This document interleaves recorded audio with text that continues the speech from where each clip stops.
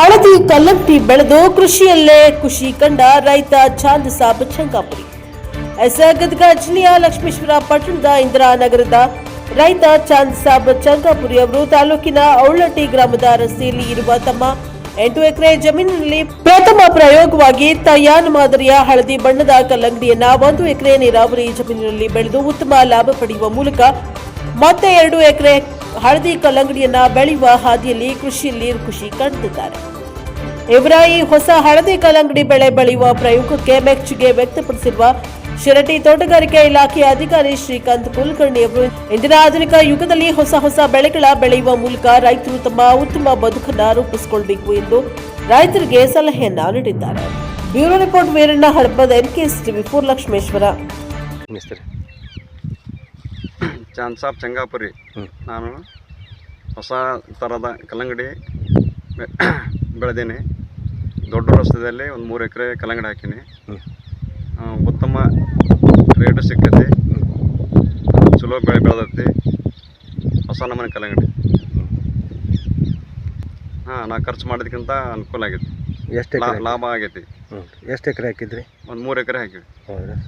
ಇದು ಎಷ್ಟು ದಿನಕ್ಕೆ ಬರ್ತೈತೆ ರೀ ಪೀಕ್? ಇದು 60 ದಿವಸಕ್ಕೆ ಬರ್ತದೆ. 60 ದಿವಸ.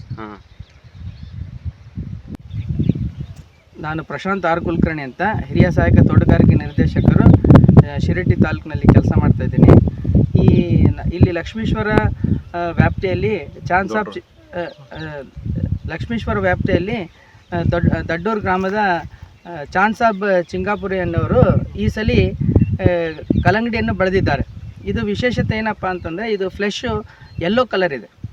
ತಾವು ನೋಡ್ಬೋದು ಇದರೊಳಗೆ ಯೆಲ್ಲೋ ಕಲರ್. ಇದರೊಳಗೆ ಏನಪ್ಪ ಅಂತಂದರೆ TSS ಕಂಟೆಂಟ್ ಅಂದರೆ ಸಿಹಿ ಅಂಶ ಜಾಸ್ತಿ ಇದೆ.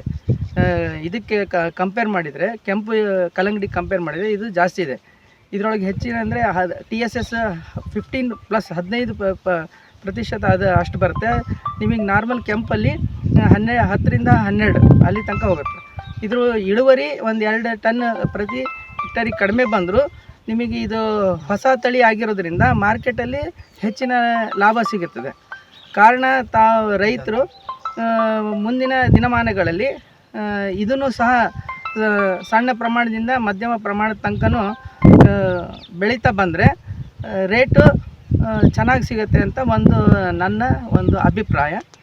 ಎಲ್ಲರೂ ಕೆಂಪು ಬೆಳೆಯೋದ್ರ ಬದಲು ಈ ಥರನೂ ಹಳದಿದು ಬೆಳೆದ್ರೆ ಮಾರ್ಕೆಟಲ್ಲಿ ಹೆಚ್ಚಿನ ದರ ಸಿಗುತ್ತೆ ಅಂತ ಒಂದು ಅಭಿಪ್ರಾಯ. ಆಮೇಲೆ ನಮ್ಮ ಗ್ರಾಹಕರಿಗೂ ಒಂದು ಹೊಸದನ್ನು ಪರಿಚಯ ಮಾಡಿಕೊಟ್ಟಂತೆ ಆಗುತ್ತದೆ.